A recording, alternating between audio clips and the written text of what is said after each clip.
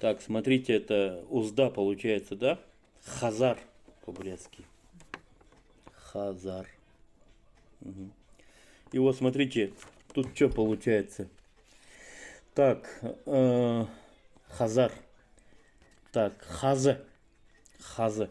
Это слово, То есть состоит из двух слов. но Хаза из ар. двух слов, да, получается. Но хаза. Ой, слогов, ага. Не, тут слова получаются слова. уже. Ага. Некоторые бывают со словами уже, смыслом. Кусать. Получается, хаза это кусать. Точно? Получается, Кусать, получается кусать. Вот смотрите, где вот железный, вот это как называется по-русски?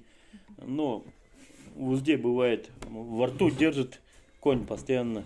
И когда он кусает, получается, это хаза называется, получается. Первая часть получается хаза. Ар это темное место. Это где получается во рту, солнце где не светит, это получается в этом месте держит вот эту железку, получается, от узды. Ну, все знают, наверное.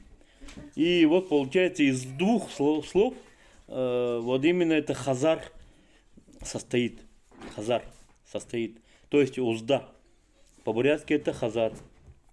Но и есть народности в этом с монголами, как бы отсоединившиеся люди несколько веков тому назад, хазары.